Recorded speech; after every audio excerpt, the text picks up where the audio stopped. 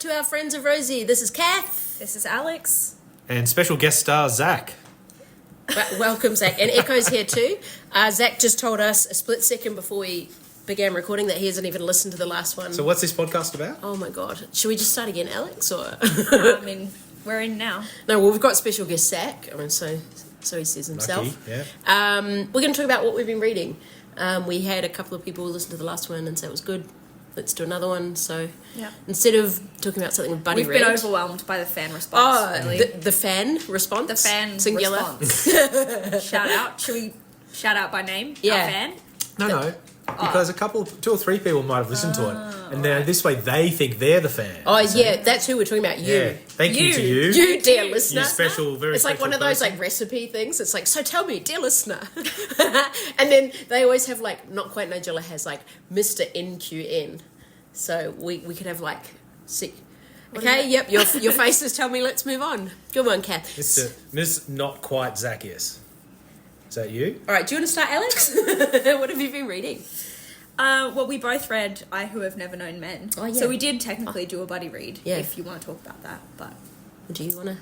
do you want to get us started? All right, I will. So all you know about this, who's it by again? Jacqueline Harpman, who's a Belgian author. So it's translated from French. the French. Oh. It's a shame we can't record your facial expressions in this because they're laughing. That's Echo having a drink in the Maybe you need background. to start doing a vodcast instead of a podcast. Podcast. Anyway, so basically this young person, how old is she when we start off? Like 16? Yeah. She's youngish. Yeah. Is in a cage with 39 other women and they don't know how they got there. It's all fuzzy, so they presume they've been drugged. And they're surrounded by guards who never talk to them, but if they, like, do something that's not allowed, they communicate that by cracking a whip near them or hurting them. So they've Sounds learned... very Squid Game to me. This is not Squid Game at all. Isn't that basically how Squid Game starts? They don't... Well, no, it's not set in Korea, so... okay. And there's no games. Like, We don't really know where it's set. I didn't really, say do we? the entire book is like Squid Game. I said the very beginning of it sounds a bit like Squid Game. But I guess in Squid Game they know that there's some world outside the situation they found themselves in. Whereas here, all they know is this room. Gotcha. All the women know is the underground bunker. And their past lives, right? The older women can remember their past lives, but the protagonist, who was a child when they were imprisoned in the bunker, doesn't remember anything but being in the bunker. And they don't really talk to the child about much because they're like, you wouldn't understand. And so this child kind of... I don't know, there's some weird... Like, the child's like, I'm more intelligent than everyone, so there's no point me talking to them, and kind of like self-discovery. Is it a spoiler what happens? I don't know what's on... I can't remember what's on the back. I can run and grab it. Yeah, all right, go run and grab it. But, essentially, like, you know, they're not allowed to touch each other. So they've been in here a long time, like at least 10 years. And so they haven't touched each other. And they're given a simple amount of food every day. No and one's they can allowed cook. to touch. Or the 40 people who are in there, all women. Yeah, so if No I'd, one like, touch. put my hand on on someone's shoulder, they'd crack the the whip. Gotcha. So, like, 10 years or whatever it is without human touch. Like, that's... Yeah. Yeah, should I read the back, maybe? Go for it. Deep underground, 39 women live imprisoned in a cage. Watched over by guards, these women have no memory of how they got there, no notion of time, and only vague recollections of their lives before. As the burn of electric light merges day into night and numberless years pass, a young girl, the 40th prisoner, sits alone and outcast in the corner. But soon she will show herself to be the key to the others' escape and survival in the strange world that awaits them above. Well, there's a bit of a spoiler there. Well, that they get out at some point, yeah. I was actually thinking... Just a warning, Zach, Alex and I have had a conversation about this already and we disagree. We didn't have an argument. Excellent. But we... Continue. We didn't agree on the... Well, it's one of those books where the point isn't what happens. The point is, like, it's about humanity and what makes us human and how we connect to others and blah, blah, blah. And, like, pretty early on, I kind of realised that. But I don't think you accepted it. Because well, no, I did. Then you were still frustrated by the book doing exactly that by the end. And that's the problem. So here's the book, right? Okay, it's all about that. It's all about that. I've accepted it, but then maybe how many pages left? 20, 30 pages left, and it's a short book, so that's quite, it's close to the end. They introduce something completely out of the blue. that makes it seem like we're going to find out what happens, but then we get no more answers at the end. I completely disagree. No, but why add I it? completely disagree that it makes it sound or feel like we're going to get answers. The whole book is just her walking through this landscape and discovering things, and after a while they're all the same, and then maybe 3/4 of the book there's something that's a little bit different. It's not... Yeah, but which is like, which is an exact parallel to the experience her and these women have. So it's very clear to me narratively what that is. Like, it's supposed to be a parallel. It's supposed to get her thinking about the people on the other side of the cage and how much they were prisoners of the situation as the women were. But we still don't get any It's just supposed to be like it's not supposed to give you Well, no, answers. I agreed with that until that last part. No, but that's what I'm saying. I don't think you really did agree with that because there's nothing about I don't what agree with happened. it. You're right. I So don't I agree. take it you didn't resolve this argument? No, we agreed to disagree. But You notoriously, though, like to have a definite ending to a book. Kath Well, no, does but not the like thing an is- ambiguous Yeah. ending. no, hang on. That's not true because It the is book true. I just That is read, I think there should have been an ambiguous ending. But this book, Generally right? speaking. No. So this You book just was think, like no. You just think that an ambiguous ending would have been better than the way the definite ending was executed. If that definite ending had been executed better in the book you just read, you still would have I liked think it. ambiguity would have been better. Really? Name a book where there has been an ambiguous ending that you liked it. The Road? Is there really an ambiguous ending? Like they're just gonna keep walking on the road? Yeah, but Not really. That's we true. don't There's know what not really a lot happened. of ambiguity about it. Like, No, it's but just you gonna don't be the like same, know what's going to more happen. of the same. You know that there was some Yeah, kind okay, of all right. apocalyptic event, probably a nuclear war because of all the ash and the fallout and blah blah blah. Like it's not really that. I can't think of any books right now. So I put you on the spot. I'll give you that. Yeah, So okay. marinate on that for All right. the rest Next of the time podcast. you guys record this That's a good idea. Yeah. You can come Okay. back. You can come with back an exhaustive list of all the books. I will be ready. Yeah, with ambiguous it will, endings. You know, I I don't don't remember remember anything anything anyway. Well, anyway. So anyway, we felt differently about We this felt book. differently. Did- But I genuinely accepted that's what it was up until this end point when I was like, oh, we're going to get answers. Great. Because I prefer that. That's true. I do really like narratives and plot-driven stories rather than like existential. That's what why I makes us think- human? Yeah. I just... Ugh. Alright. If I wanted to read philosophy, I'd read philosophy. But anyway, I did enjoy it though. And the fact that we're still talking about it, I think shows it's a good book. Yeah, I thought it was a good book. I enjoyed it. I don't think you enjoyed it. No, I But- did. I read it fast. I read it like really quick. So Well, I that's enjoyed why I thought maybe... So the other book I've just read is Graveyard Shift by M.L. Rio, who wrote If We Were Villains in 2017, and then it kind of became a book talk hit, and then hasn't written anything since until Graveyard Shift. That is really plotty, and that's why I think you might like it more than Plotty. I did. It is really... Like, this has... I Who Have Never Known Men has very little plot, but it's not supposed to. It's not about that. Whereas Graveyard Shift does and is supposed to be about that. So I thought you might enjoy it. But Kath doesn't take my suggestions. I take Kath's and then I don't like them. But, Yeah, I was going to say. You take... but I try them, don't I? It's true. So anyway, Do you that's know what I've been which reading. country the author comes from? Belgium. Oh, Belgium. That's right. You said that. Yeah. Yeah. Do you think that has any impact on the writing? Yes, I was reading something about it, and she... I don't know about her personally, but her family... Yeah, it's still recording. Yeah. Her family were basically refugees after World War II, and I think were Jewish or were fleeing for a related reason, and a lot of people think that kind of the fear and the surveillance and the displacement has a lot to do with why the book is the way it is. Is it translated? Yes. Okay. Yeah. Yeah. It's quite not a very long book. So No. It was easy to read too. So the pacing was good.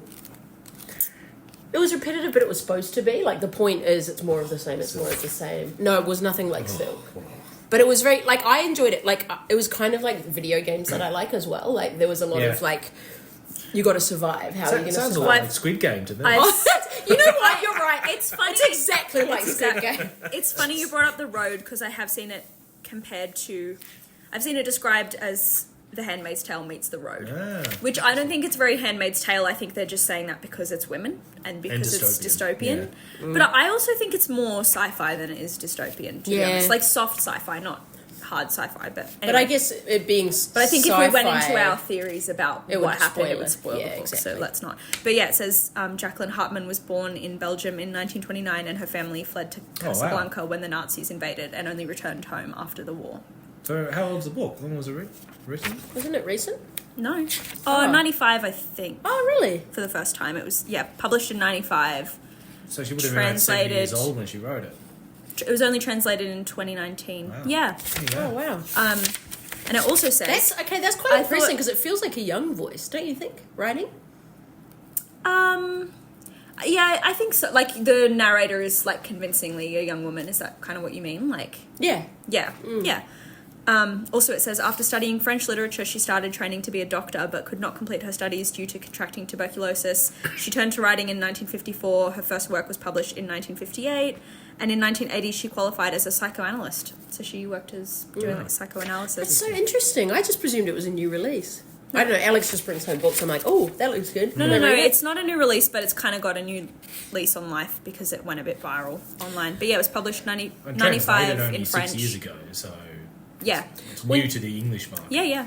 And you said it was a bit like, it reminded you more of Surfacing by Margaret Atwood, which I think was quite true. Like that kind of, you know, self-discovery. Yeah, that's exactly really it. reflect like what makes us reflective. human, how we Yeah. connect with others. Yeah. It's like Squid Game. That's just what I was thinking. So Yeah, I mean, Margaret Atwood. Do you want to read it, Zach? I'm actually before I kind of return tempted to read it. Yeah. I would like you to join in so you can see what I mean, because I don't want to.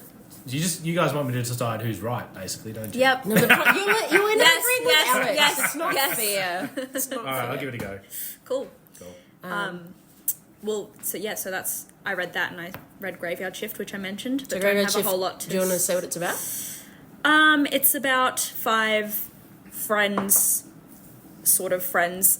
I don't know. They all work in or around this university campus, which is a no smoking zone, and then they kind of congregate because they're all smokers at the nearest place where it's not a no smoking zone, which is a old church. But the cemetery there has been like decommissioned for 100 years, and then one night when they're all gathered around smoking, there's a big open grave, and they're like, "What's this about?" Zombies. Well, You know what? It sounds like Squid Game. It sounds just like Squid Game. It doesn't say anything like Squid Game. Yeah, and it's really short. It's a novella. It's 108 pages, and the whole thing is just the whole plot. As I said, it's very plotty. Is them trying to solve the mystery of this open grave. Yeah. Sounds like a grave situation. Yep. Crickets. We should have a little soundboard, and it's got like a cricket. That's a good idea. Yeah. Did you have any idea of what was coming in the book, or was it a total surprise to figure out what happened to that open It was a grave? surprise. Yeah, it did surprise me, but I don't know, because it's so short.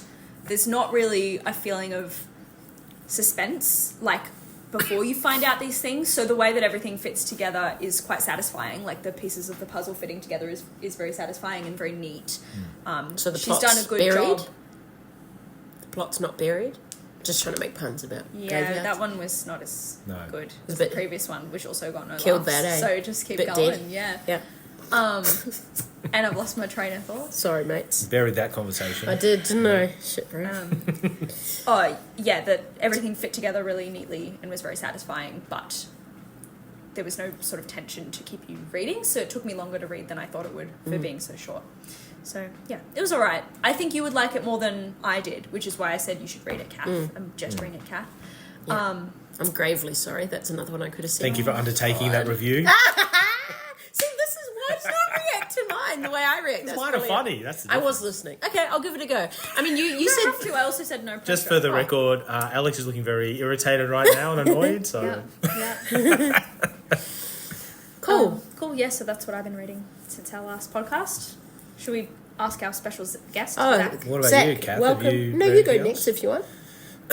Welcome, special guest Zach. Well, I think you guys will find my book quite boring. No, I heard you laughing out loud a lot. I was laughing as you out were loud. reading laughing it. out loud a lot. Yeah. Well, that's because it was written by David Mitchell, who was a British comedian He's brilliant. and the star of one of my favourite ever TV shows, Peep Show, among And other he's things. been on like QI and Would I Lie to You? Yeah, and he's a very smart guy. And he wrote a book called Unruly, which is a history of England's kings and queens. And that initially is not a book I would normally read. Because to be fair, there's been plenty of books about kings and queens of England written in the past, and I really just don't give a stuff about that, generally speaking. But because it was David Mitchell, who is a comedian and a really interesting amateur historian, I thought it would be he's such a nerd, eh? He is a nerd, but he's a funny nerd as well. And the blurb for the book says it's a seriously funny, seriously clever history of our early kings and queens. It's one of the most refreshing and entertaining history of England you'll ever read, certainly the funniest. Because David Mitchell will explain how it's not all names, dates, or ungraspable historical headwinds, but instead show how it's really just a bunch of random stuff that happened with a few lucky bastards ending up on top. Some of these bastards were quite strange, but they were in charge, so we quite literally lived and often still live by their rules. Which sums it up very well, because he ended at the end of the Tudor reign, so around 1604 or something. He doesn't go any further than that. And he goes before the Norman invasion as well, so before 1066. Jeez. So he actually it covers quite a range. But one of the things that comes out more than anything else was he thinks the most important thing for rulers, and it's not just kings and queens, but it's democracies as well, is stability. Yeah, because if they break, you can't measure anything. Sorry, everyone. I'll stop now. I'm sorry. I'm big enough. Sorry. Because he basically says they were all bastards and they were all horrible people and they were all responsible for killing hundreds of thousands of people, starting wars, that kind of thing. But the ones who were the most successful were the ones who you knew what you were going to get with them. And you could have stability around that. Whereas the ones who were a bit mad or would just launch wars for no reason, or they're the ones who would end up inflicting suffering on lots and lots and lots of people. Which was an interesting take on it, I guess. He did talk a bit about how England moved more towards kind of representative democracy through the kings and queens as well, and how their power was kind of restrained a bit more, which was interesting too. But yeah, I mean, it was just he was a very funny. He has there's actually quite a few puns in the book, Kath. You might like it. Sounds good. Was that what had you laughing out loud? Not the puns necessarily. No, I don't find puns funny. So, but he's got a very dry sense of humor as well. So yeah, it was really good. The early part was really interesting. The middle part got a bit bogged down, and then the end it kind of really picked up again. And it's tricky when you're reading books where pretty much all the characters are called Henry, Edward, Richard, exactly. Yeah. Like, how do you even keep track? It was easier before the Norman invasion, where they were Athelred and Athelstan and all sorts of weird names. And then there was one stage there where there was a queen called Matilda, and there was another wannabe queen who was called Matilda, and their daughter was called Matilda, and it was just like there are whole episodes in there where it's just like it's impossible to keep track of who's who. It's like waltzing Matildas. Jesus Christ. It's probably your worst one yet. Yeah. Thank you. So who's your favourite king or queen that he talked about? They're all bastards, basically, so it's not really... I'm really crap at history and time periods. Was Henry VIII in there? Yeah, it kind of ended towards Henry VIII, a little bit after Henry VIII. I can't get over that. Henry VIII. Yeah, how everyone just kept marrying him. Like, I don't know how much say the women had in the matter. It's one Do of you the, know what I mean? It's one of the things David Mitchell mentions quite a lot, is that there's very little history from the women's perspective. Yeah. Even though he identifies a lot of the women who clearly were very powerful, smart people and knew how to manipulate kings and advisors and that sort of thing, but there's very little historical record to really show their opinions on stuff. And quite often, and you know, talking about how there was one, I can't remember one king, but one king married for love, basically, and that was like the worst thing you could do. Marriages are all about alliances with other powers and securing the throne and all that kind of thing. That was there a lot in there that you didn't already know? Like, have you read other books that are about kings and queens? Yeah, again, it's not really a subject matter I'm that interested in, but the history of Western Europe and other parts of the world is really interesting. But did he compare like English monarchy and political systems much to other like rulers in the area, or like did he kind of make his points by like, do you know what I mean? Well, There's like, a little- making because like the comparisons, or not Spanish had really, to 'cause marry and blah blah blah. Yeah. Right? Like they bought. There's a Well, I guess little there'd bit be of a bit of... The main thing he was talking about, though, was before 1066, when William of Normandy invaded, England was a Scandinavian Oh, Price is country, ready. basically. They looked to Scandinavia. Who did England? England, yeah, Oh. because they were Anglo-Saxons, and the Angles and the Saxons came from like the Netherlands and Germany and places like that, and then the Danes came and invaded, so then they had a big Danish population, and then the Vikings invaded, so it was very much, it was always English people and Scandinavian people, and then the Normans invaded, and pretty much from then afterwards it was always a French and English thing. And the English kings were always trying to say that they were kings of France as well, and it would go backwards and forwards, and they'd own... That's interesting. The English occupied like almost all of France at one stage, but then lost it all in different chunks, and so towards the end of the book he talks a bit about what would have happened if the Normans had lost at the Battle of Hastings in 1066. Whether England would have stayed looking to Scandinavia rather than to France, which, if you're really into British history, I think raises some interesting questions. If you're not into it as much, it's probably not that relevant. But yeah, that was a good book. I enjoyed it. It's not a hardcore history book, but it was a funny What was it called? history book. Unruly. Unruly. Yeah. And Catherine's just done a runner.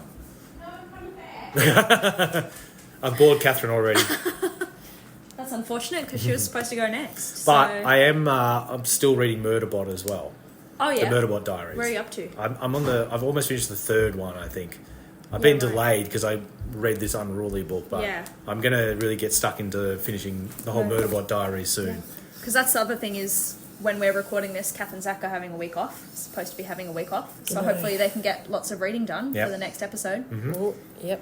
Dunzo. That's why I rang, because I couldn't remember the author's last name. I would have got it wrong, so I'm glad I went and ran and got the book.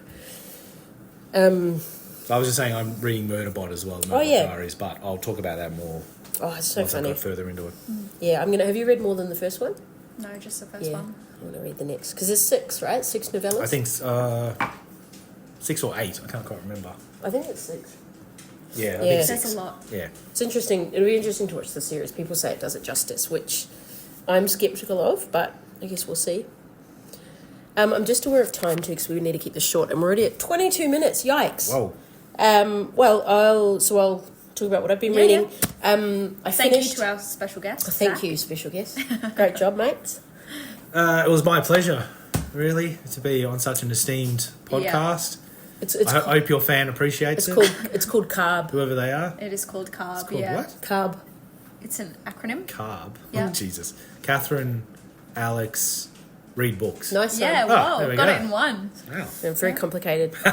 Well, we just thought we'd make it accessible, you know? Yeah. For I our like fan. that. Carb. Yeah. Nice one. Yeah. So when you're here, it's Carbs. CARBs. Yeah. Awesome. Look how proud he is of that. Cath and Alex Read Books. with Zach. Zach's Zach. here. W. Zach.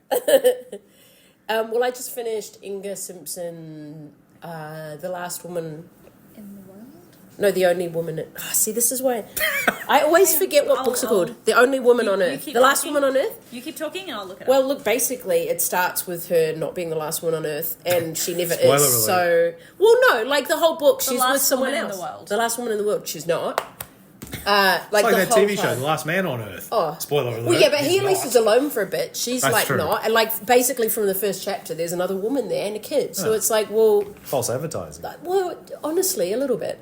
Oh, look, I've never read an Inga Simpson before, and a lot of people say she's a great writer, so I wanted to read one. And I just read this. I got this because it came into the shop, and it was dystopian, which I love. I wasn't blown away, and I think a big part of it was that, like, I don't know if you can, as I'm saying it, I'm realising that maybe this isn't true, but I don't know if you want to be literary and dystopian. Like, there aren't many of those. And then I'm like, well, actually, Cormac McCarthy is literary. It's beautifully Jacqueline written. Harpman. Well, yeah, true. Well, I guess that's true, but like a lot of it was describing bushfires and animals and plants being on fire and them escaping, like again and again and again and again. And so essentially it's this world where this person has had a traumatic event happen and they've kind of lived off the grid, and they're like, oh, that's weird. The person who normally drops off supplies isn't here. I wonder what's going on. And she's a glass blower. And then she... Excuse you. Kind of burped away from the... I don't think anyone would have heard that at all if you hadn't brought it to the attention of the echo. listener. It was echo. Of the fan. Sorry, Zex. Thank you, Kath. Echo's pacing as well. She wants her dinner. She's had her dinner. Last woman in the world. Yeah, last woman in the world. So, yeah, everyone has died horrifically screaming or in terror. And there's just bloated bodies everywhere. She's been off the grid. So but it's in the last, day. Well, no, she's been off the grid for ages. But then this person arrives at her house, by climbing a fence with a sick kid. And they're like, help. Everyone's died. And there are some people who are alive, but we don't really know why. And we don't know why this woman and the baby are alive and they haven't. And so, the whole time, these dark things are trying to, get them. And they can kind of push them away by thinking positive thoughts. But, all around the world, they'll go, past a school and there'll be kids on a playground just being, frozen in terror and dead. I don't know, but then fires happen and then she's escaping. And again, it's just repeated descriptions of bush and animals, and I feel like it was trying to be Australian, but kind of not in a. It felt a bit heavy-handed, maybe. Yeah. Well, and it just was very repetitive. And then it ended in a way that was very blockbustery, and I think I do think an ending without what was the word you used? An an ambiguous ending would have been better. So it was set in Australia. Yeah, basically New South Wales, then they go to Cooma, then they go to Canberra. And you think it's being too Australian? No, but literally they're she saw the... Sounds like the animals in that country, and just as bad, to be honest. Well, I liked that book. But yeah, I mean, it kind of is that thing. I don't know, it's kind of weird. And then, I don't know, it's hard to talk about without spoiling. But I wanted it dystopian, and I guess it was in that... Is it a cli-fi book? I mean, yeah, I guess... Yeah, I guess so. It is about climate change and things like that. But, we don't know where these things came from, even by the end of the book. I don't know, it's just a bit... Yeah. Okay. So it is ambiguous. It's ambiguous in that, but the way it ends is like a Hollywood blockbuster that is not ambiguous. So I'm trying not to spoil it. Yeah. Do you guys have a rating system for this podcast, for your books? Not really. We could, though. No. Yeah, do you think we should introduce one? Special I guest. think so. What were the nuts you were cracking last time? Huh? Chestnuts. Chestnuts, yeah, I had So, chestnuts. cracked chestnut rating out of 5. How many cracked chestnuts would you give this book, Kath? Are we allowed half You chestnuts? don't have to do this if you don't want to. No, but I just yeah. thought- Are we allowed half chestnuts? I think so. Not quarter, but half is fine. Probably 2.5. Well, 2.5 cracked chestnuts. It was... pretty scathing. Well, it was readable and it was easy, but it was just... I don't know, I didn't really care what happened to anyone. Yeah. I wasn't really that interested in the characters or what these things were. I feel like a book like that, you want to be what are these things and why are they doing this? And it's okay, so there are more dead, bloated people. So you want there's answers, more... not ambiguity. Well, no, it's more just I wanted it to lead somewhere, and I don't really think that it did, other than in a Hollywood way. But anyway, let's talk about a book I did enjoy. Rick Gekoski, Tolkien's Gown, and Other Stories of Great Authors and Read Books. I'm aware of time and that this is already going on quite long. Have you finished? We can talk Yeah, I about it next finished week. it. I finished it last night, yeah. Yeah, maybe I'll talk about it next week, because I'm going to lend it to Susan, because he's sort a of little bit a of foreshadowing. For rare the book next- dealer, and it's about stories about great books or great authors, and he's a rare book dealer who has written about it, and I really enjoyed it. Did you want to give your nuts rating? For the So what books we're going you to call read? it nuts rating. What was it? That cracked... What was Cracked it? chestnuts. Chestnuts, that's right. Chestnuts. 4 cracked chestnuts out of 5 for that one. Yeah. What was the... For I Who Have Never Known I've Men. Never Known Men, yeah. And the other one, the graveyard one? 3.5. 3.5. Yeah, Yeah. that's pretty good. Yep. What would you give Unruly? 4. But Sorry, I was having to stretch at the time. but not 5. No, I wouldn't give it 5. Because there is a section there where it just gets very... It's a bit of a slog. It's a slog. Yeah. The most of the book I really got through really quickly and I really enjoyed reading, but there's a quarter of the book that just... Yeah. And to be fair to David Mitchell, that was a particularly messy, complicated time around the War of the Roses and all that kind of thing. He did his best. Yeah, he kind of sped through it and didn't go into too much detail, which I thank him for, but it also just got a bit samey. Would Yeah. you read another one written by him? Like a history book? Yeah, I would. Yeah, Yeah, okay. definitely. It's always interesting if people are good writers. You know, they can be a very funny person, but they might not be a good writer. So it's always interesting to see how that translates. Yeah. Cool. All right, so we're saving this Tolkien sound for next time? Well, it's almost 30 minutes or so. Yeah, it's probably enough. But we've had a special guest. So. That's true. That's true. Yeah. And we've got 6 seconds to go. So thank you for listening. Thank you for supporting us. Friends of Rosey. Woo. Woo! Bye.